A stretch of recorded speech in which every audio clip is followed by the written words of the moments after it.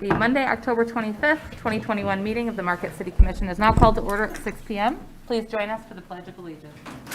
I pledge allegiance to the flag of the United States of America and to the republic for which it stands, one nation, under God, indivisible, with liberty and justice for all.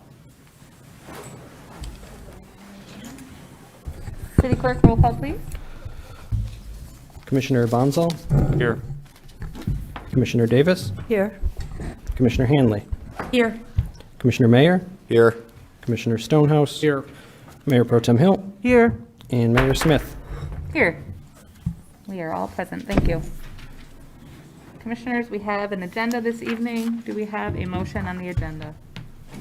Commissioner Stonehouse? Your Honor, motion to accept the agenda as written. Okay, do we have a second? Commissioner Davis? I'll second the motion. Any discussion? All in favor, please say yes. Yes. All opposed, please say no. Motion passes 7-0. Announcements. After Halloween this weekend, it is Glass Recycling Week. So November 1st through 6th, stick your glass out, only glass. It'll be one of our last couple of times doing that, and we will be having a new process in January, but it is Glass Recycling Week. That will bring us to public comment. Public comments may not exceed 3 minutes per person. Please clearly state your name and physical address. If you'd like to make a comment, please go ahead and approach the podium.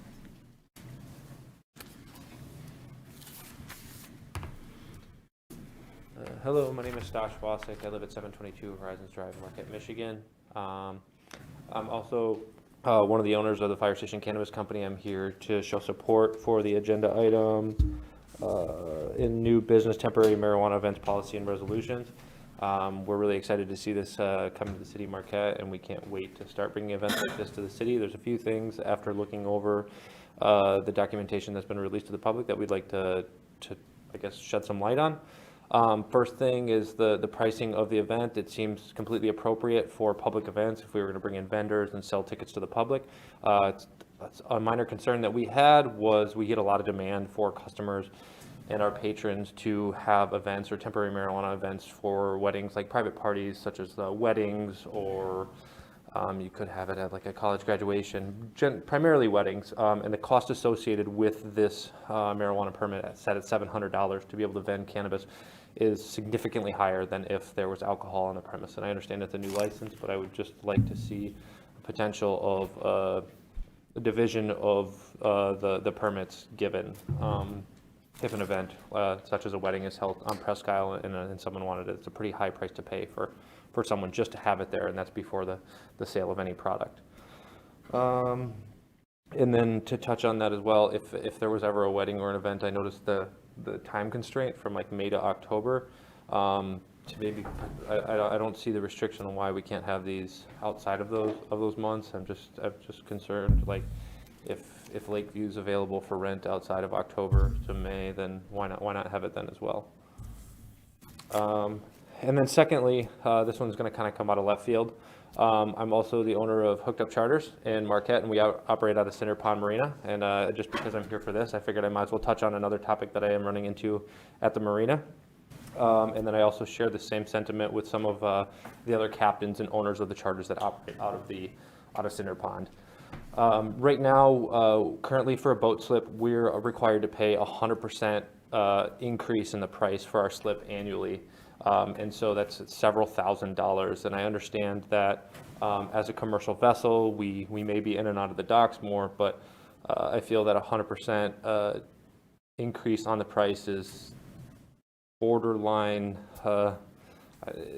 it's egregious. It's so much more than what it needs to be to just to be able to make that up. We have such a short season, and the fact that we have to pay double is a lot, and I think that it needs to be addressed. I understand that when that was set in place, it was many years ago, and the price for a marina slip was much smaller, and so that made sense. But now, with the increases in the rates going up as quickly as they do, I think that it should be addressed. It looks like I'm out of time, so I won't get into it. Thank you so much.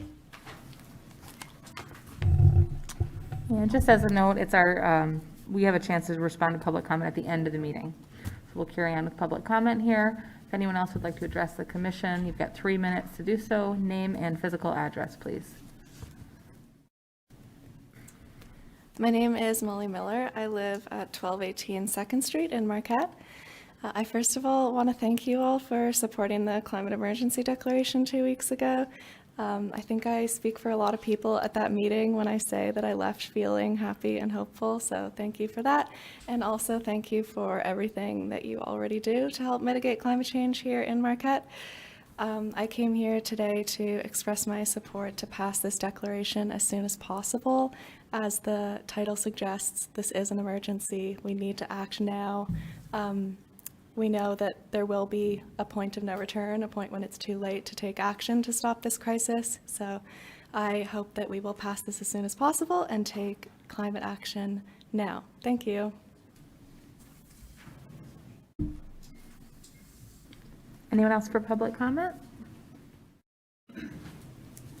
Hello, my name is Logan Stauber, 2 Pinehurst Drive, Marquette, Michigan. I just want to start by saying thank you to the City Council because you guys are innovators, and without you, we would not be successful as the Fire Station Cannabis Company. Secondly, I just wanted to touch on my partner's comment regarding the weddings. Just reiterate his feelings towards this. Just so you know, for us to recoup an event where we'd have to pay a $700 fee, we would have to do sales of around $3,000 for that to make sense for us. I think that is high for the average consumer. Secondly, when it comes to buffers on private property, if you could just consider maybe potentially proposing a special land use permit or neighbor approval. I feel that some of the buffers that are in place right now are good because they are close to schools, if they are close to churches, but if it is an after hours wedding on private property, I thought that it might be a good opportunity if you had your neighbors support that you could do it. Thank you. Anyone else for public comment?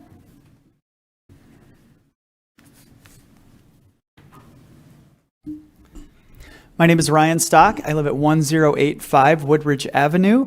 I come here as a professor at Northern Michigan University, Department of Earth, Environmental, and Geographical Sciences, but also as a resident of Marquette County.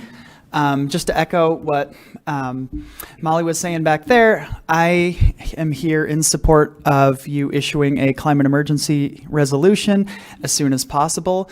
I think it was really exciting to receive your support for it, but now I'm here urging you to form a special work session to actually write the draft and perhaps a climate subcommittee to convene to actually make sure that it happens soon. I think knowing that the COP26 in Glasgow is coming up next week, I think it's a very good time for the city to come out with a resolution kind of drawing a line in the sand saying that, yes, this is important. Yes, we prioritize this and we will take strong climate action. And also, I'm here to advocate that you begin working on a climate action plan. There are many of us in the community that are willing to help you and have expertise, professors, students, community members, etc., including interns. If you want paid or unpaid interns, we have many of students like her that would be an excellent fit for that. And also, I know that it seems daunting for the city to move towards carbon neutrality by 2030, 2040, 2050, whatever you choose. Northern just committed to 2050. And so drawing down greenhouse gas emissions in the city of Marquette, it'll be a challenge. It'll take some time, but everyone has to do it, and we're all in this together. Northern is currently looking at its options right now, and I think once you begin measuring greenhouse gas emissions, then it becomes clear once you have like a baseline, you know what you have left to do. We can work towards that. And I know Northern's in the process of trying to begin measuring greenhouse gas emissions as well. So I think that there's some maybe cost sharing opportunities there, maybe in the county level as well. Marquette Township, Ishpeming, Negaunee. I think it's only a matter of time before we all have to move in that direction without any choice. And so I'm just here to reiterate my support and thank you for caring about climate action. and keep up the good work. We're here to support you. Thanks. Anyone else for public comment? Hi, my name is Michael Hainstock. I live at 425 County Road 492. I'm here representing Lakeshore Depot today for our application for a liquor license, and just wanted to let you know that I'm here if you have any questions or need anything from me. Anyone else for public comment?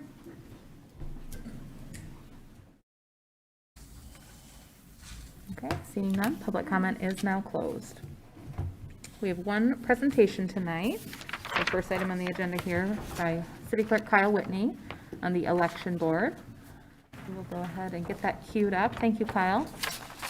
Appreciate your timely presentation as we have the election next Tuesday. Sure. The clerk is slacking, but. Hardly. All right. So historically, I'm City Clerk Kyle Whitney, obviously. This is our annual election board presentation. Historically, we've done this presentation following the November election. There were some scheduling conflicts, and I didn't think, I feel like the interest for this election is probably going to be aimed a little bit ahead of it more than after it. I don't think it's going to be a massive turnout election. So I just kind of want to give a brief overview about the election board and then touch a bit on election activities for the year. Our elections board is 5 members. This is something that's authorized. The next slide actually touches on this too. The elections board is created under state law. It is authorized specifically by our city charter. So the state law details who is on the elections board, unless the city charter states otherwise. They are all administrative officers under state law. Our city charter, however, says that they are 4 members appointed at large by the commission and the clerk. They're 4-year terms, and we have 1 vacancy opening up in April, I believe, early April of 2022. The board meets routinely. They have a set number of meetings circulating around each election. So prior to each election, they are going to meet to appoint election inspectors for that upcoming election. And then immediately prior to the election, they're going to conduct a public accuracy test of the election equipment, which is, at this point in our lives, being held in the Barriga Gym, where they actually go through, they have test decks, then they basically run a fake mini election so that they can verify the accuracy of the programming in the machines prior to the election. They also have the ability to establish precinct boundaries, establish absent voter counting boards, and they meet once a year to certify local candidates for election. So the candidates that are going to run for city commission seats or board of light and power seats, there's a filing deadline in the spring.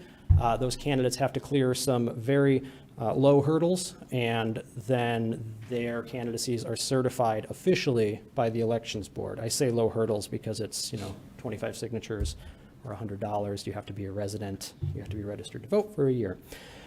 Our absent voter counting board, this is pretty much the thing that has changed with our elections in the last few years. The counting board started in August of 2018. There were 6 people and 2 tabulators. They tabulated about 1,300 ballots. 2 years later, in November of 2020, there were twice as many workers, twice as many machines, 5 times as many ballots, 7,222 ballots. Absentee in November of 2020. These people are locked away in a secret room. It's downstairs. It's our couple rooms in our senior center, actually, in City Hall. They are there all day under state law. They have to stay sequestered in the precinct in the absent voter counting board until 8 p.m. At 8 p.m., they then don't have to be barred off from the world. They have their own set of tabulators, and they spend their whole day processing what is turning out to be the majority of the votes in the city of Marquette.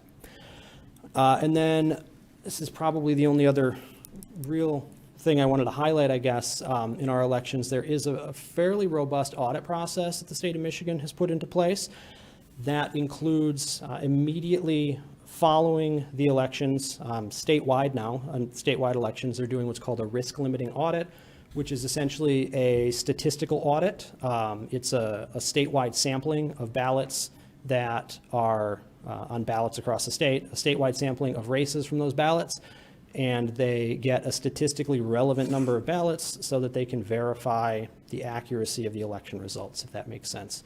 I can say more confusing things about that if you guys have questions. The Michigan Bureau of Elections also does a procedural audit, which is randomized across the state. In terms of the Upper Peninsula, we have a good number of precincts, so we tend to get a procedural audit draw. They throw darts at a certain percentage of precincts around the state. If they pull one of your precincts, they do an audit on the procedural aspects. So they show up, they're not recounting ballots necessarily, but they are going through, they're making sure everything was sealed properly, all the right I's were dotted and T's were crossed, everything was done appropriately. If it's not, I mean, you basically get a demerit. It's reported to the state. They put together a report every year. So we did have one precinct, and that equates to an in-person precinct and an absent voter counting board precinct that we had a procedural audit on, and everything went swimmingly there. Then the state's Office of the Auditor General this year audited the audits.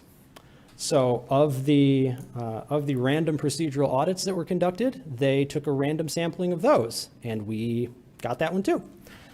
So I think there were 25 precincts around the state where the Auditor General staff came around and reviewed essentially the process of the audit that had been done. And that audit was done with state oversight by the county clerk, and that went well also. And this is just a very brief update. We have an election in 8 days. November 2nd, 2021, City Commission and Board of Light and Power are both on that ballot. And to this point, we have sent 5,200 absentee ballot applications to voters in the city of Marquette. Those are voters who have asked us either during this election cycle or during a previous election cycle. They've asked us to receive applications. And 2,500, over 2,500 of them have returned their applications, and we've sent them ballots. Of the people who have ballots, 1,500 have returned those. I've looked back at a couple previous elections, 2013 and 2015 were both elections that just had City Commission and Board of Light and Power, and both of those elections had fewer than 1,500 votes citywide. So seems like a decent turnout. That is all I have. Thank you, Kyle. Nice presentation. It's always timely to get an update from you right around election season. I really do appreciate all the work you and the election board and your staff have done to keep elections fair and safe here in Marquette. Sincerely appreciate it. I do have one question, maybe two. So I just wanted to confirm for the good of the public, if folks have an absentee ballot, obviously they can drop that off here.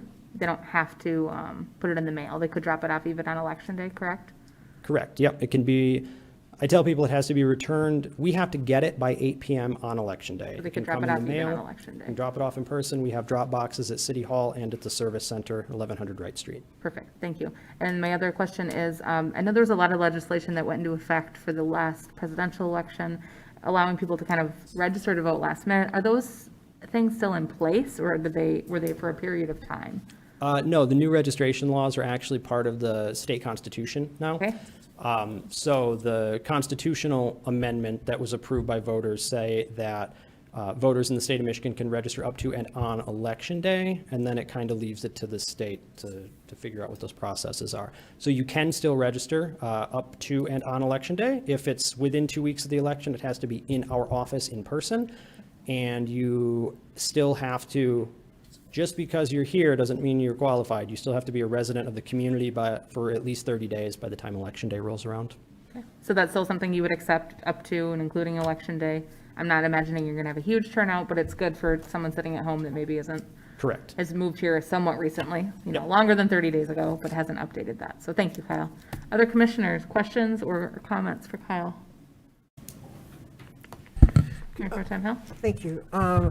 And so the in-person voting, the locations are the same this year? Could you just run through where the precincts, And I noticed, are the precincts going to change because of the census? So 2 questions. Where are they this year?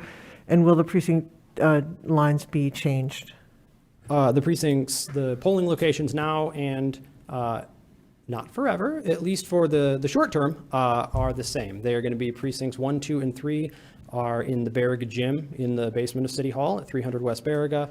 Precinct 4 is at the Municipal Service Center at 1100 Wright Street, and precincts 5, 6, and 7 are in the YMCA gymnasium at the corner of Fair and Pine.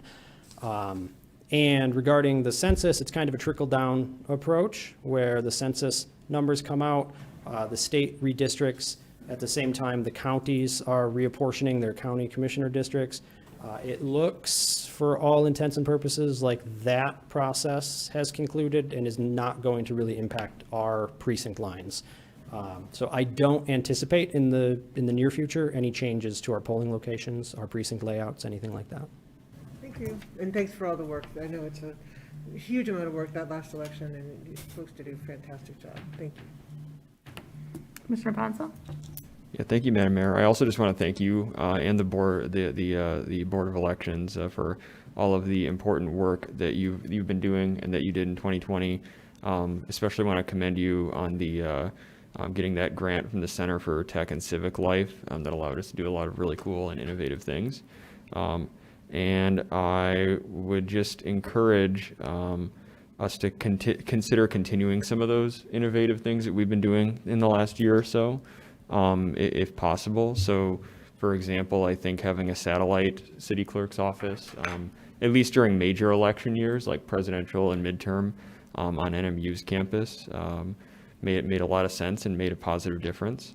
And I also, if we can get a similar grant to the Center for Tech and Civic Life grant for 2022, it would be great to see some kind of like prepaid postage program for absentee ballots like we had in 2020. But at the very least, I think the satellite office at NMU was something that was really great, very successful, and I appreciate you working on that. Hope we continue it moving forward. Other commissioners, anything to add? Thank you, Kyle. Really appreciate it. We'll let you go back to your regular city clerk. Yeah, I'll duties. stick around. Thank you. We appreciate that. All right, we are on to item number 2, consent agenda. This will require a roll call vote due to items 2D and 2J. Commissioners, do we have a motion on consent? Commissioner Hanley? I motion that we accept the consent agenda as presented. Do we have a second? Commissioner Bonzo? Yeah, I'll second that motion. Any discussion? And this will require a roll call vote. City Clerk? Commissioner Bonzal, Yes. Commissioner Davis, Yes. Commissioner Hanley, Yes. Commissioner Mayer, Yes. Commissioner Stonehouse, Yes. Mayor Pro Tem Hill, Yes. Mayor Smith. Yes. Motion passes 7-0. All right, on to unfinished business. Item number 3, Supervisors Labor Agreement. City Clerk, could we have the background, please? Thank you, Mayor. The City of Marquette has reached a new 2-year agreement with the Supervisory Employees Chapter of AFSCME Local 1852. The bargaining unit has ratified the agreement. The main issue during negotiations was wages. The parties have agreed to a 2-year contract with a 2% wage increase for year 1 and a wage reopener prior to year 2, with the addition of an annual holiday being the day before Thanksgiving. The City Commission will have the opportunity to review and consider approving the wage proposal for year 2 once that package has been settled. The city's bargaining team commends the supervisory unit of AFSCME for their willingness to work with us to negotiate an agreement that is fair to the employees of the city and the city. Fiscal Effect for year 1, a 2% increase to wages and on-call pay equates to a cost of $10,839.52. This amount is included in the fiscal year 22 budget. A recommendation: approve the supervisory employees' labor agreement effective October 1, 2021 through September 30th, 2023, and authorize the mayor and city clerk to sign the agreement. Alternatives as determined by the commission. And I see Pro Tem Hill's ready to make a motion. Your Honor, I move that we approve the Supervisory Employees Labor Agreement effective October 1, 2021 through September 30th, 2023, and authorize the mayor and city clerk to sign the agreement. And do we have a second? Commissioner Stonehouse? I second that motion, Your Honor. Okay, any discussion? Pro Tem Hill? Commissioner Stonehouse? No, Your Honor, it's a good agreement for the city and for the employees. Any additional discussion? All right, all in favor, please say yes. Yes. Yes. All opposed, please say no. Motion passes 7-0. All right, item number 4, we have city attorney services. City clerk background, please. Thank you, Mayor. City Attorney Services have been contracted on retainer through Kendricks, Bordeaux, Keefe, Savoy, and Larson PC for roughly 16 years. Through the recent budget process, the concept of bringing the current city attorney on staff was brought up as a means to help cut costs and meet the growing needs of the city for legal services. At the last regular meeting, the commission approved forming a subcommittee to evaluate the viability of the concept. The subcommittee, consisting of Mayor Smith, Commissioner Davis, and Commissioner Mayer, has concluded the city will benefit from bringing the city attorney services in-house at this time. Fiscal Effect. The FY 2022 budget contains adequate funding for city attorney services. Bringing the city attorney on staff has an estimated annual savings of $50,000 annually. Recommendation: pursuant to the subcommittee's recommendation, approve the city attorney position as a city employee and terminate the retainer with Kendricks, Bordeaux, Keefe, Savoy, and Larson PC, effective December 31st, 2021. Alternatives as determined by the commission. Thank you, City Clerk. And Commissioners, just a note that while this is a separate item, this is somewhat related to item number 6 on our agenda. So if you have any discussion, it might be good to talk about it now rather than later. Do we have a motion on this item? Commissioner Stonehouse? Your Honor, I motion pursuant to the subcommittee's recommendation, approve the city attorney position as a city employee and terminate the retainer with Kendricks, Bordeaux, Keefe, Savoy, and Larson PC, effective December 31, 2021. And do we have a second on that motion? Commissioner Mayer? I'll second the motion, Your Honor. Commissioner Stonehouse, any discussion? Only comment would be that times have changed in terms of legal services required by the city. This is an opportunity to capitalize on savings. Commissioner Mayer? Just that this is going to save the city money as of right now, and it's going to also provide greater assistance to our staff. Any additional discussion from the commission on this item? Commissioner Mayor Pro Tem Hill? I just appreciate the committee meeting and moving on this so quickly and folks getting together to have that conversation. I wanted to thank you for that. I feel very confident, since you've reviewed it, that we can move forward with this. Any additional discussion? Just making sure. Okay. Let's go ahead and take a vote here. Just double checking we don't need a roll call. So all in favor, please say yes. Yes. Yes. All opposed, please say no. Motion passes 7-0. I indicated the wrong item when I made a note earlier. I meant to say it is connected to item 5, which is new business. Number 5, that's what we're doing right now. So my apologies there if I caused some confusion. So this is now the appointment of the city attorney under new business. City clerk background, please. Thank you, Mayor. Relative to the City Commission voting to bring city attorney services on staff, the mayor-appointed subcommittee recommends appointing currently serving attorney Suzanne Larson to the position. Since the beginning of the year, Suzanne has officially served as city attorney for the city of Marquette through the retainer with Kendricks, Bordeaux, Keefe, Savoy, and Larson PC. She has been instrumental in fulfilling city legal services for much longer. A recommended contract for Suzanne has been drafted with a salary of $115,000 per year, a $50,000 term life insurance policy, and the same fringe benefit package as city department heads. The initial term of the contract is recommended to be January 1, 2022 through September 30, 2022. Fiscal Effect: sufficient funds are available in the fiscal year 2022 budget for the position. Recommendation: appoint Suzanne Larson as the on-staff Marquette City Attorney effective January 1, 2022. Approve the recommended employment contract and authorize the mayor and city clerk to sign the contract. Alternatives as determined by the commission. Thank you, city clerk. And commissioners, do we have a motion on this item? Commissioner Davis? Yes, I move that to appoint Suzanne Larson as the on-staff Marquette City Attorney effective January 1st, 2022, assign the subcommittee to review and negotiate the terms of employment, and authorize the mayor and city clerk to sign the contract. Thank you. Do we have a second on that modified motion? Commissioner Mayer? I'll second the motion, Your Honor. And do we have discussion, Commissioner Davis? Only that I modified the motion based on the fact that the commission, although hiring the attorney is one of our major responsibilities, the commission or the subcommittee had reviewed the contract. and this will give them the opportunity to do so. Commissioner Mayer, any discussion? I just think this follows suit with what we discussed in our last commission meeting of following the same process that we had with our city manager, and that this makes sense. Okay. Any other discussion from the commission? Commissioner Bonzo? Yeah, I just want to thank the committee for their hard work, and thank you to Commissioner Davis for your thoughtful amendment to the motion there. I'm excited about this. I think this is another example of the city being fiscally responsible and making sure that our taxpayer dollars are going as far as possible while getting excellent public services. Any other discussion?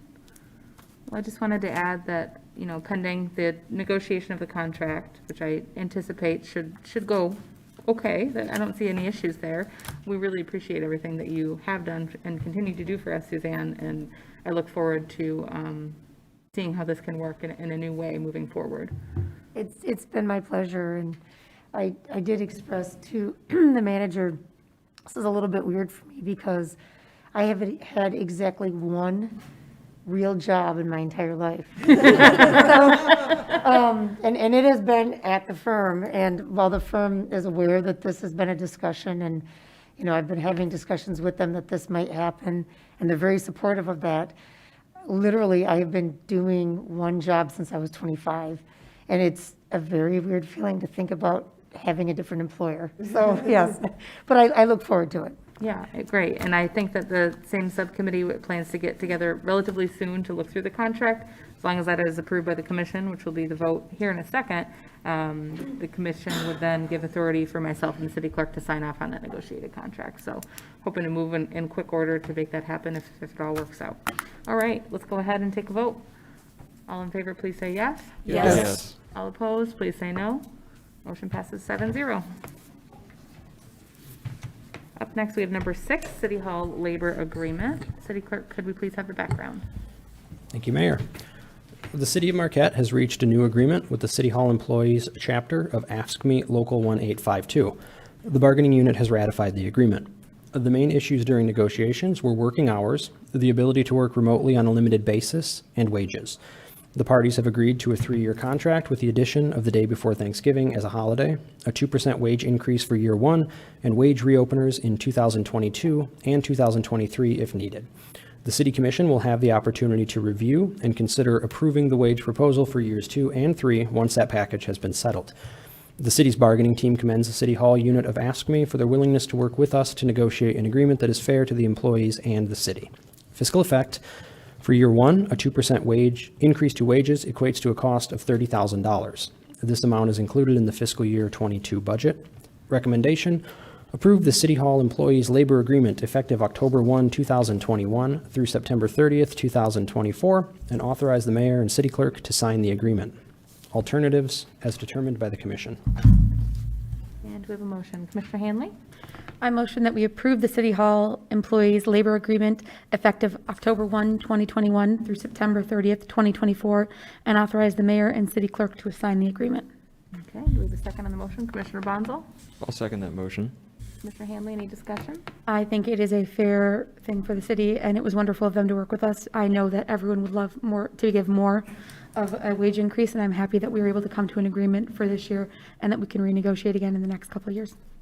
Commissioner Bonzo? Yeah, I would agree with Commissioner Hanley that this is a fair wage increase. We'd obviously like to be able to do more moving forward, and hopefully we'll be in the financial position to do that by the end of this 3-year period. But this gives us the flexibility that we need given the tough fiscal constraints that we're under right now. I did have one question, which is mostly just out of curiosity, but how many city employees are in AFSCME Local 1852? Look at staff for that. That was not on a flashcard when I applied. I'm sorry, I just thought of the question. No, actually, I would actually look and turn to our Director of Administrative Services to see if you have that off the top of your head. I'm trying to, by process of elimination, I'm coming up with about 40, maybe 35. Okay, so 30 to 40. That's good enough for me. Thank you. I appreciate it. I was just curious. Any additional discussion by the commission? Let's go ahead and take a vote. All in favor, please say yes. Yes. All opposed, please say no. Motion passes 7-0. Up next, we have item number 7, which is the MDOT US 41 Reconstruction and Resurfacing Project, City Utility Replacements. And as a note for the commission, I believe you received this page on our dais. We had to format the language into a resolution for the standards, and this will require a roll call vote now. So with those two notes, City Clerk, could we please have the background? Thank you, Mayor. MDOT has completed plans for reconstruction and resurfacing of US 41 between the Front Street Roundabout and Furnace Street. As part of this project, a portion of city utilities that are in poor condition will be replaced. MDOT is requiring the city to sign a contract to approve this work. The city's share of the cost is projected to be $159,900. Reimbursement of costs associated with this project have been tentatively approved by the Marquette Brownfield Redevelopment Authority due to the proximity and direct impact on the adjacent Founders Landing Brownfield site. Fiscal Effect, the US 41 Utility Replacements Project was approved as part of the fiscal year 21-22 budget. A recommendation, approve a contract with MDOT in the amount of $159,900 based on the quantities and unit prices bid, and allow for a 20% contingency for any unknown circumstances, and authorize the mayor and clerk to sign the contract. Alternatives as determined by the commission. And Your Honor, I would note the recommendation would have to include the resolution as well. Thank you, City Clerk. Commissioner Hanley is all over that. I'm going to go to her for a motion. I recommend that we approve a contract and resolution with MDOT in the amount of $159,900 based on the quantities and unit prices bid, and allow for a 20% contingency for any unknown circumstances, and authorize the mayor and city clerk to sign the contract and resolution. And we have a second. Commissioner Davis? I'll second the motion. Thank you. Discussion, Commissioner Hanley? Nope. Commissioner Davis? Any discussion from the commission? All right, let's go ahead and take a roll call vote, please. City Clerk? Commissioner Bonsall? Yes. Commissioner Davis? Yes. Commissioner Hanley? Yes. Commissioner Mayer? Yes. Commissioner Stonehouse? Yes. Mayor Pro Tem Hill? Yes. And Mayor Smith? Yes. Motion passes 7-0. And now we have our last new business item of the evening, number 8, temporary marijuana events policy and resolutions. This will require a roll call vote. City Clerk, background, please. Thank you, Mayor. Temporary marijuana event licenses were included as a component of the recreational marijuana ordinance approved by the City Commission in late 2019. At that time, it was determined that the guidelines for obtaining this license should be done through a commission policy rather than through the city code or land development code. The attached policy was developed by the city clerk, community services director, and assistant city manager. The state rules and the city's marijuana ordinance require the city commission to expressly approve venues for holding a marijuana event, and this policy has been separated into two sections, public property and private property, in order to accommodate this requirement. All events will require a review by the City Commission and will follow the format of the special events permit application. Due to event size, designated marijuana buffers, location, and availability of facilities and services, the following city park sites have been determined to be the only appropriate ones for temporary marijuana events: Tourist Park, Lakeview Arena, and Presque Isle. A resolution has been included with this item to officially designate these locations as acceptable venues. Due to issues with indoor smoking, Lakeview Arena and the Presque Isle Pavilion will only permit non-smoking/non-vaping events within normal venue rental guidelines. The policy allows smoking events in Tourist Park. However, additional conditions are being recommended to ensure the preservation of the park's primary purpose of recreational camping. The first condition requires the event holder to rent out every campsite within the park for the duration of their event. The city currently requires this for other groups requiring exclusive use of Tourist Park, most notably the Hiawatha Music Festival. Event organizers will have the option of opening the campsites up to their event patrons. The second condition is to only permit these events to occur during the months of May and October. These months are the campground's lowest utilized months outside of the winter dog park season and would be the lowest impact to the normal camping activity. Private property events will need to adhere to buffers and will need to obtain the appropriate permits as determined by the size and type of the event. The application will request the same information that is being required by the state. A $500 per day fee will be set for a temporary marijuana event license, with an additional $200 for each licensee authorized to sell marijuana products at the event. The $500 per day fee will be due upon submission of the application, along with the corresponding special event permit fee. The additional $200 per licensee authorized to sell marijuana products will be due 1 week prior to the start of the event after all additional licensees have been finalized. This fee does not include any additional rental and public safety costs that are determined during the special event permit review process. These fees will initially be set by the attached event fee resolution and will be included in the fee schedule as a part of the city budgeting process going forward. Fiscal effect, the city will realize at least $500 in license fees per event. Recommendation, approve Commission Policy 2021-01, the temporary marijuana event fee resolution, and the resolution designating Tourist Park, Presque Isle Park, and Lakeview Arena as allowable temporary marijuana event locations, and authorize the mayor and city clerk to sign both resolutions. Alternatives as determined by the commission. Commissioners, do we have a motion on this item? Commissioner Stonehouse? Your Honor, I will motion to approve the Commission Policy 2021-1, the temporary marijuana event use resolution, and the resolution designating Tourist Park, Presque Isle Park, and Lakeview Arena as allowable temporary marijuana event locations, and authorize the mayor and city clerk to sign both resolutions. And do we have a second? Pro Tem Hill? I'll second the motion. Any discussion, Commissioner Stonehouse?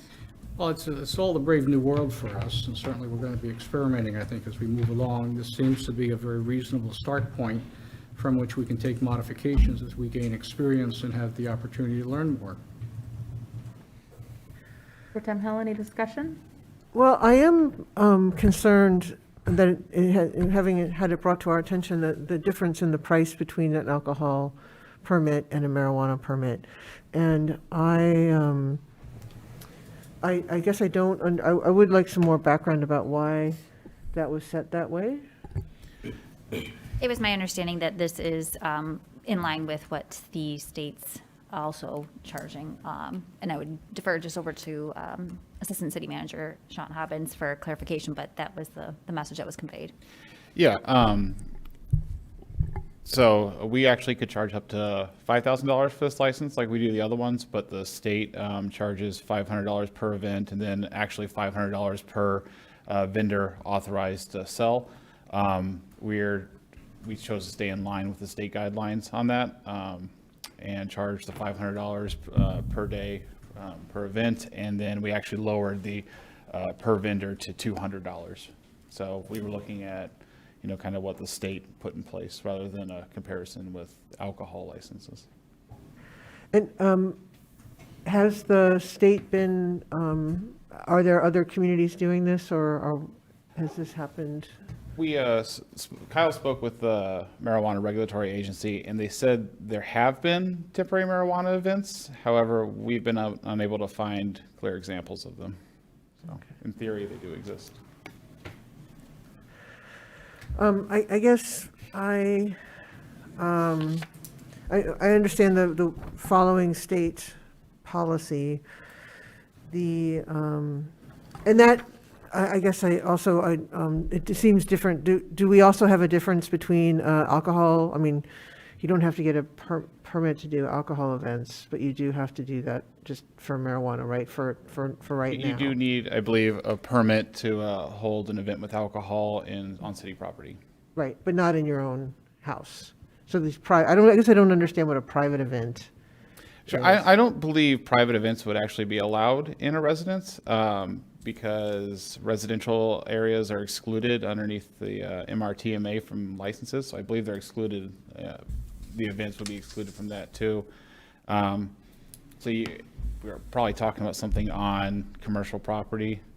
There's probably some kind of, I mean, if you're vending alcohol, there's some kind of permit allowed or license from the state. Okay. License vendor. So it's more that it's a commercial establishment would be the private event, not in a private home. I was confused by that. So. Yeah. Okay. I think a great example was the wedding venue.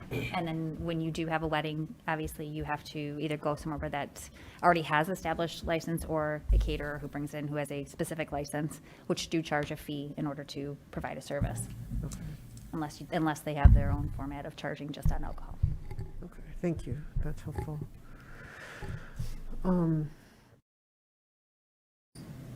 I guess I don't have any other questions at this time. Okay, other commissioners? Commissioner Handler? Just going off the wedding thing. So, and I just, maybe I'm wrong, but I thought like if you have, say you have a wedding in a field, like out in the country, and you have a wedding, I don't know that you have to have, like to serve beer and wine at that. Do you have to have a license for that? I don't think you do, as long as you're not charging for it.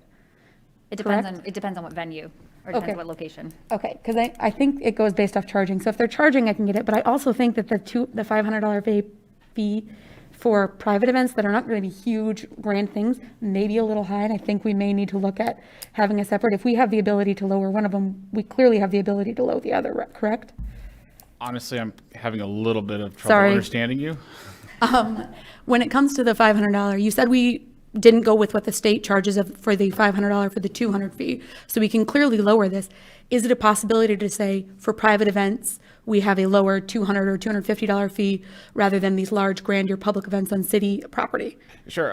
We were looking at the amount of effort staff is going to have to take to review, including, police, fire concerns and everything else. So we thought that amount was fair, but it's entirely up to the commission what the fee is. Well, I just look at it as it almost feels like we are hitting them harder than we would hit them for alcohol at these fees. Like, I do not think that the charge is this high for someone to be doing private events alcohol. Obviously, they have a license year round. The companies that are going to be doing it already have to pay a $1,000 fee to become event vendors. Plus, they already have to have businesses, which cost them, I think, a $25,000 license. So there's lots of fees already set up for them to make sure that they are appropriate. So the majority of the background work is going to be done for the city staff, I assume, seeing as they have these licenses through the state. So I can see that maybe we could lower it down for at least those private events. Other discussion? Commissioner Bonzo? Yeah, thank you, Madam Mayor. Can I just ask, Sean, do you have an estimate or an idea, even if it's kind of back of the envelope at this point, of what the cost to actually provide this service is on the city's end? Like, somebody comes to you seeking this permit and they want to do a marijuana event, about how many taxpayer dollar equivalents get expended by the city?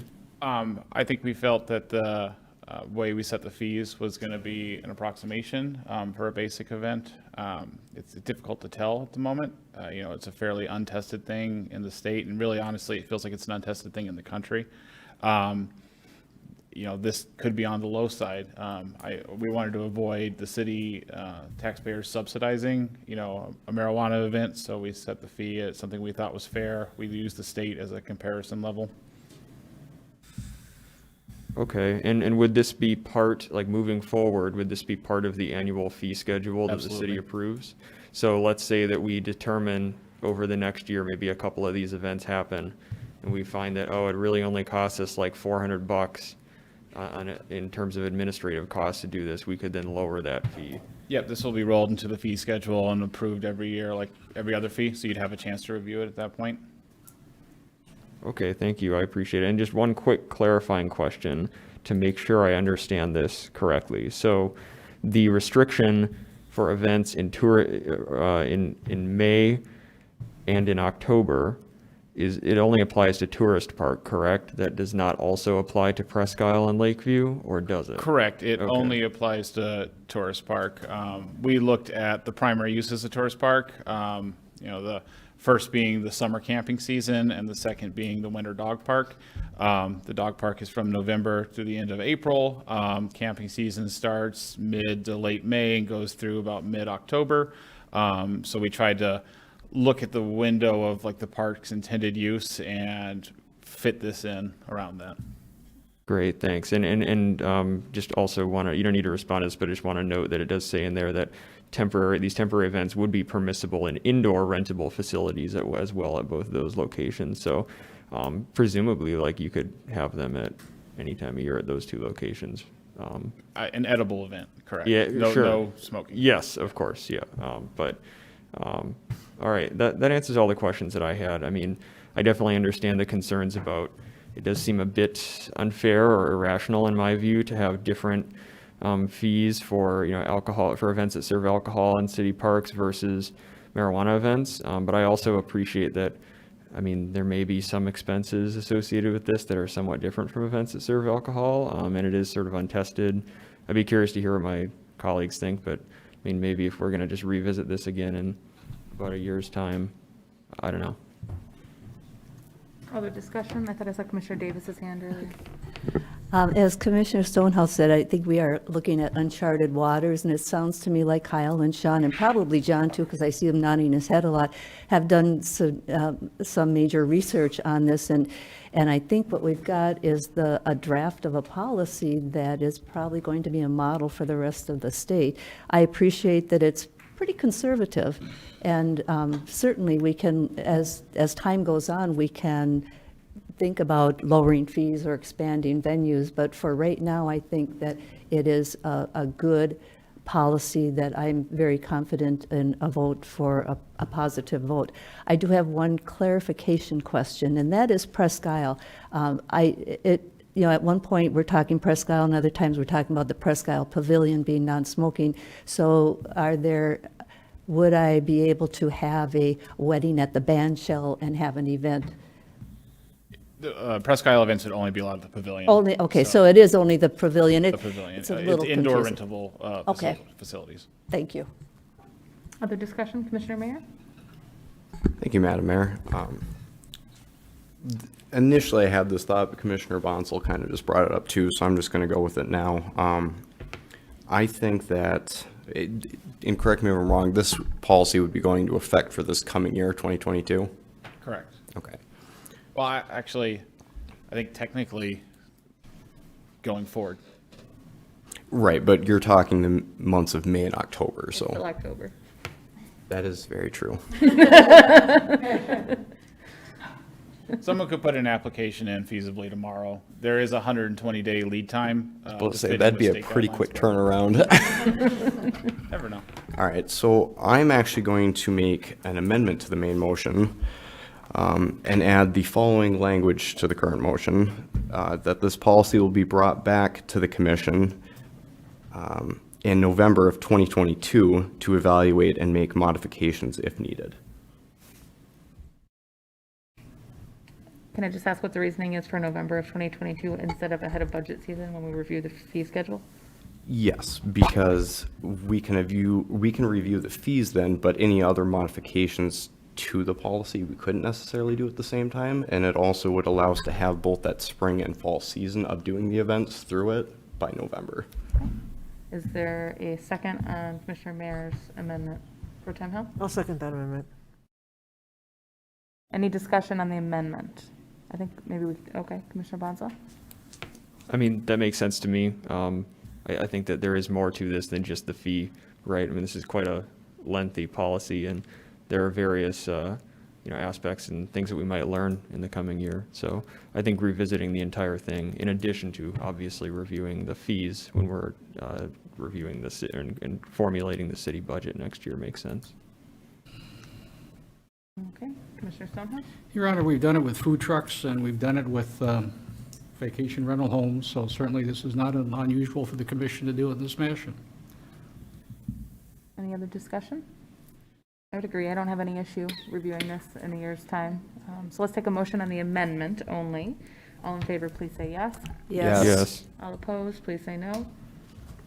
Motion passes 7-0. So back to the original motion. I don't know. I guess I gotta check with the city attorney here. Do we still need to vote on the original motion? Yes? Yes, that's Okay, correct. just making sure. So any additional discussion before we move on? Mr. Hanley? Forgive me if I'm wrong, but, so the fee schedule, we can actually adjust anytime during the year, correct?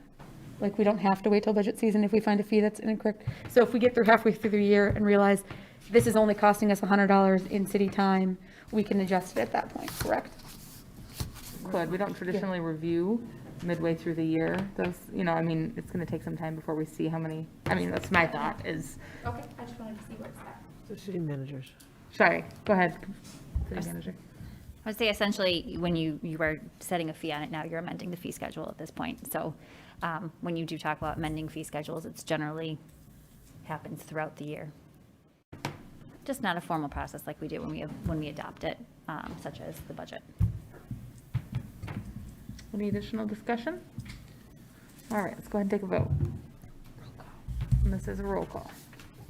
City Clerk, could you please conduct a roll call vote? Someone's got to Oh, sorry. Commissioner Bonzo. I was just gonna ask that the entire motion as amended just be restated real quick, just for transparency's Or sake. City Clerk to maybe Sure. help us out there. But making him work tonight. I can do it, it's just long. So the motion would be to approve Commission Policy 2021-01, the temporary marijuana event fee resolution, and the resolution designating Tourist Park, Presque Isle Park, and Lakeview Arena as allowable temporary marijuana event locations. Authorize the mayor and city clerk to sign both resolutions, and also to, in addition, bring that policy back for commission review in November of 2022. All right, let's do a roll call vote. Oh, yeah, there's another part. Commissioner Bonzal. Yes. Commissioner Davis. Yes. Commissioner Hanley. Yes. Commissioner Mayer. Yes. Commissioner Stonehouse. Yes. Mayor Pro Tem Hill. Yes. And Mayor Smith. Yes. Motion passes 7-0. All right, we are on to our second public comment session of the evening. Comments may not exceed 3 minutes per person. Please state your name and physical address. If you'd like to make a public comment, please approach the podium.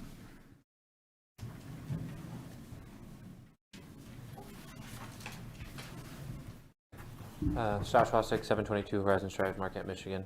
I just wanted to say thanks for all the discussion that went into the temporary marijuana event permits. We're really excited and really happy that this is moving forward, and we can't wait to start seeing these in the community.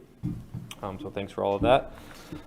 Secondly, to finish my thought earlier on the charter, outside of the cost, the doubling the cost of the slip in the marina, not only that, we're afforded two parking spaces per marijuana, sorry. I'm getting two businesses mixed up. Per marina slip, so we're allotted 2 parking spaces per slip. We have 2 slips down there, so my business currently is allowed 4 parking spaces. Currently, we are not allowed any signage, even though we are charged double the rate. We are not afforded any signage, so we are charged and treated as a business, but we're not allowed any of the other amenities that come with paying that. And so we are afforded the 4 parking spots. We bought a trailer. We put a trailer down there that has our logo, and we also use it for storage because we are a commercial business.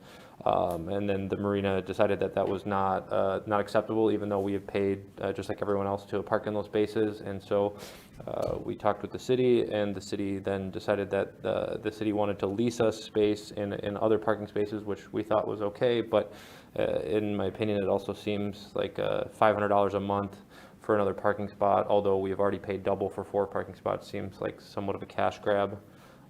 We bring a lot of tourism and customers from outside of the area. They patron our restaurants, our hotels, our gas stations, grocery stores. They frequent all of our businesses, and it's the fee schedule and the lease upon that. It's stifling business at the marina, and I think that it should be addressed. Thank you.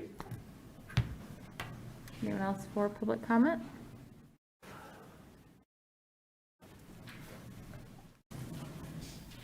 Ryan Stock, 1085 Woodridge Avenue. So last week at the Planning Commission meeting, we brought up the concept of the climate emergency resolution, and they discussed it at the Planning Commission meeting, and it received unanimous support among all planning commissioners. And they also unanimously voted to write a letter of support to the City Commission about issuing a climate emergency resolution. So be on the lookout for that. Thank you. Anyone else for public comment? Going once, going twice. Public comment is now closed. All right, that brings us to comments from the commission. We'll start things off with Commissioner Bonzo and go down the line. Great, thank you, Madam Mayor. Yeah, I think to respond just to the public comments quickly, I think that the concerns about the fee schedule and the way that it that currently works for commercial boaters down at the arena, it's something that I've heard complaints about from other city residents as well. I think just on the face of it, well, I'm sure that there are reasons behind it that, just on the face of it, that does seem like a very steep increase, essentially paying double the fee. that a regular boater would.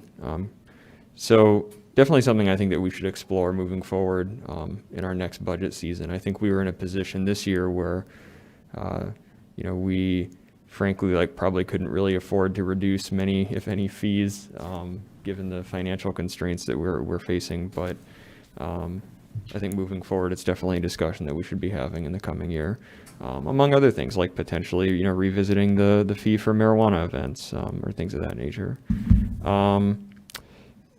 Secondly, I just want to point out two quick things that I hope that everybody in the city of Marquette will do, which I sort of view as civic responsibilities at this point. Number one, I hope that everybody votes in our city elections. It sounds like we have an unusually high turnout city election potentially this year for, given that right now we have 2 seats on the city commission up for election, 3 candidates running for those 2 seats. We have 3 candidates running for 2 seats on the Marquette Board of Light and Power as well. The commission certainly does a lot of critical business here in the city of Marquette, makes many decisions that deeply affect 20,000 plus city residents' lives every 2 weeks in this room. But the Board of Light and Power also is making critical decisions, especially if folks are concerned about things like climate change or renewable energy.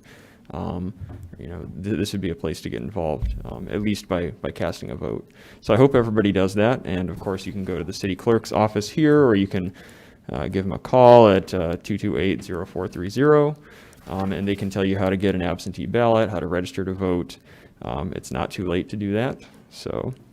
And then finally, the second thing that I hope everybody will do if you are medically able is in the coming weeks and months here to get the COVID-19 booster vaccine as quickly as you can.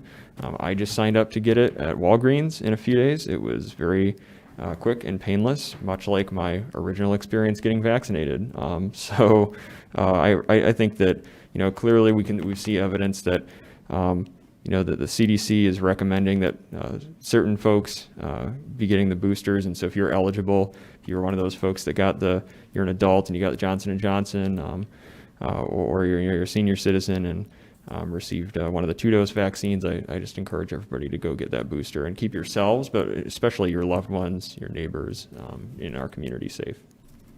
Thank you. Commissioner Davis. Yes. Thank you, Mayor. First, I want to welcome Suzanne to our staff. Moving to an in-house counsel is a very good decision by the commission, and although it isn't 100%, I do believe that the contract negotiations will go quickly and easily, so I'm really glad to have you on board. And your expertise that you have built up over the many years, so thank you for being a part of us.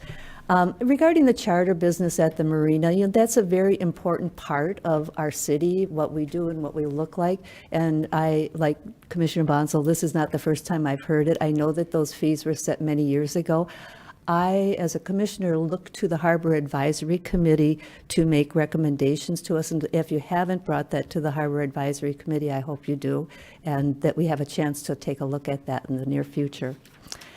I also want to recognize the Michigan Council for the Art Grant Awards that were recently announced. Marquette is fortunate to have $176,275 in funding. Congratulations to the 12 Marquette City organizations who received funding for programming. And I looked at that, and that's 30% of the money that was awarded within the UP. So good work for all of those who are submitting grants. Thank you. Commissioner Hanley. Thank you. I do want to touch on a couple things. I'm very excited that the marijuana thing went through. I'm very excited to see the events that come forth in the city, and hopefully after they all start going well, we can revisit it at that point and see what changes need to be made next year.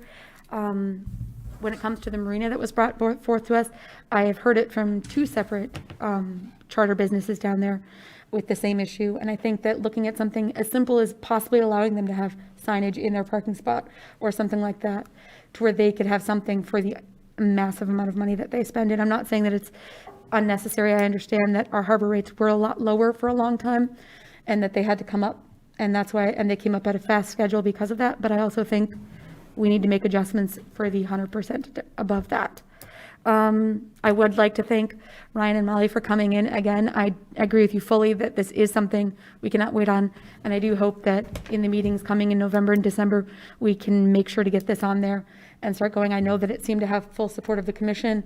And as we can see, the planning commission, I think that declaring or putting out a resolution would be a first step, a first small step that we can do. And I hope that it happens sooner rather than later as well. And I also hope that everyone has a very happy Halloween. Trick-or-treating hours, of course, are 4 to 7 in the city of Marquette to keep all of our kids safe. And there, I know there's a bunch of events. I believe there's trick-or-treating at the farmer's market, I want to say, on the 30th as well. Or was that last week? I may be wrong in this. But there's also trick-or-treating there's a big event at the Dome on Sunday between 1 and 3 for kids under 12 and under, where they're having events and games. So I would like to encourage people to get out and get their kids out in a safe way. Wear your masks. Thank you. Mayor Pro Tem Hall? Thank you. Thanks to my fellow commissioners who've brought up some things that I was going to bring up. So particularly the arts grants. Thank you, Sally, Commissioner Davis, for bringing that up. Really important. And happy Halloween, everyone. And I wanted to also say thank you for raising the issue of the marina. Again, I think we are hearing that may be time to step back and think about what's happening down there. But I agree, would really appreciate input from the Harbor Advisory Committee, and look forward to those conversations of thinking about how things can go at this time as things have changed and evolved down there. And I want to also thank folks. Fees had been low, costs had not been covered. We went through a plan over time to raise those the money and bring that up. And I hope, and then we had the building that needed to be rebuilt after that really severe winter. And so a lot of work and attention has gone on down there, and I want to recognize that and say that I think we can continue to hopefully have a good process going forward for how that can be better adjusted, especially as we're going to be rebuilding the park down there as well. And so there's going to be construction happening, I would imagine, at some point during the season down there as well. So there's probably some room for some conversations about how things will happen next summer down there. My 2 points on what's upcoming is, or 3, there are at least 470 mayors have signed climate resolutions. Next week starts the big next round of international meetings on climate. So it is a very good time for us to continue to raise this issue and be very aware that cities, because we are dealing so much with infrastructure, we are the front lines with what happens with climate extreme weather events. And so it's really important that we begin this process of planning for that. And thank you to the community that stepped up to not just say this is a concern, but also to offer resources and help with that. Then it is going to be time, at least I know in my part of the world, in South Marquette, it's time to pick up your brush and have the brush be picked up. Thank you. That's a really essential city service for me, the gardener that I am. So really be ready to, and I know some years the snow beat us to the brush, but not this year. So really glad we're going to be able to. I think we are going to have to wear coats on Halloween this year. It looked like for a while we weren't going to have to, but I am grateful. And so not only do you put your glass out next week, this is the week to start thinking about putting out your brush and lawn waste. And finally, just looking ahead, November is actually Homeless Awareness Month in the United States. There will be a homeless awareness event at the ORDOC on November 11th. And just wanted to raise that up today. There's going to be a lot going on at the next meeting, and that's a really important issue in our community. Unfortunately, coming out of COVID, we really are seeing a very severe crisis with this issue, and I hope that if you want to know what to do and know who's doing what and how you might be able to help, November 11th at the ORDOC will be a really important event. Thank you. Commissioner Mayer? I think everything I was going to say has been covered at this point, so I'm going to just yield on over to Commissioner Stonehouse. All right. Thank you very much. Allow me to throw the cold water on the marina issue. The double dockage is required by the State of Michigan Waterways Commission, the double cost of a dock, and that has been, to my knowledge, probably for 30 years. Mr. Swenson is nodding his head. So it's been an issue that the city has complained about with the state numerous times. It's been complained with other municipalities too, but it is a requirement from the State Waterways Commission, and that's predicated on the state grant that built the marina.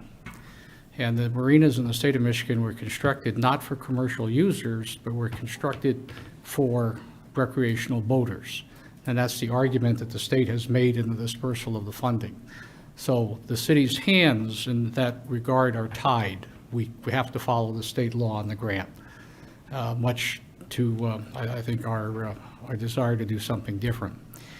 That said, I think it would be useful to look at other alternatives in terms of providing an opportunity for advertising or better parking, or to make a more valuable contribution to the charter committee or charter group within the city than what we've perhaps been doing. And I think maybe the Harbor Committee can take a good hard look at that and see what they can come up with. But the issue of the double fee for the slip is, again, a state of Michigan requirement, and that's for any commercial vessel that is within a harbor of refuge that has been paid for by the state of Michigan funding. I look forward to seeing an improved City of Marquette Climate Action Plan, to be able to put that document together. Certainly, we know the importance of it, and I feel this is a great opportunity and really a great time to do that, mostly because we've lost our 2 coal-fired power plants, which has got to make a significant impact, I think, on the city's carbon footprint. And we need to take some pride in that, even though knowing it wasn't so long ago that We Energies was contributing $3 million a year to the city's general fund. $3 million. When we lost that power plant, you know, yin and yang, the good and the bad, right? The good was the carbon footprint. The bad was the funding from the city of Marquette we need in the general fund. So again, I just wanted folks to make sure they still did remember that. I feel comfortable we will be revisiting the issue of marijuana and how we use it and how we can make that all work. The city has a track record in putting documents together like we have tonight, and then revisiting them fairly soon, within a year or so, to see how they really work, and then adjusting. And as evidence, I can present both the vacation home by rental plan in the city, as well as the food truck plan, both of which came out in one form, mitigated and changed over time, and now we have a good working document that works for everybody. And lastly, welcome Councilor Lawson to City of Marquette. We do appreciate your services and look forward to a great relationship. Thank you. Thank you, Your Honor. Thank you, Commissioner Stonehouse. All right, I've got a few things tonight. So first of all, I wanted to just take a moment to recognize the passing of former Congressman Dan Benishek, who served in the 1st Congressional District, which included the entire UP from 2011 to 2017. As a public servant, I think commissioners can understand that that was a tough role to fill, and our thoughts are certainly with his family right now.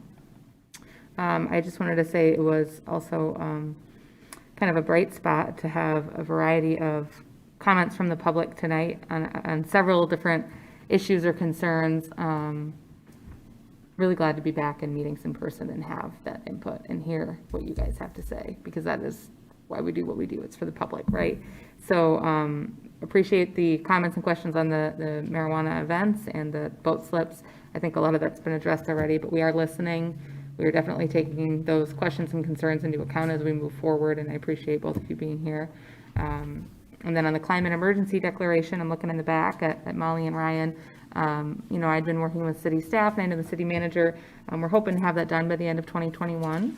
I will say, just for your knowledge, that our next meeting on November 8th, which is at 7 p.m., not 6, by the way, for the public, is our organizational meeting. So after the election that happens next Tuesday, the commission, the only job of the commission at that meeting is to reorganize, choose our mayor pro tem, and set the meeting dates. Maybe approve the minutes, but there's no other activity. There is public comment, but it will not happen on that meeting. Nothing will really, other than those items I just mentioned. So the next future meeting will be the end of November or into December. So, between those last 3 meetings of the year would be hopefully when we'll get to that. I did want to mention that I also have scheduled my vaccine booster. Thanks for mentioning Commissioner Bonzel for Friday, and I'm excited. And I hope that others are doing that as well. I was able to do it very easily on the Target CVS website. There are a number, but that one had the Moderna available, which is what I was looking for. And also get your flu shot. So that's another thing we can do to just kind of reduce illness in our community, which helps people. It's not just the illness, right? It's also like the anxiety and worry. Like the more times we can keep each other healthy and feeling confident and getting together in person, the easier we're going to be able to, ease back into a normal kind of a life. So I just wanted to reiterate that our next meeting again is on Monday, November 8th at 7 p.m. Our normal meetings are at 6, but that one's at 7. So just make sure if you show up, I guess you'll be an hour early at 6, but that's it. Brings us to, which I've done a couple of times, comments from our city manager. I don't have much for tonight. I have a list of things to follow up on. It's been a very productive meeting, so thank you for that, and that's all for tonight. Okay. We are adjourned at 7:15 p.m. Thanks, everyone.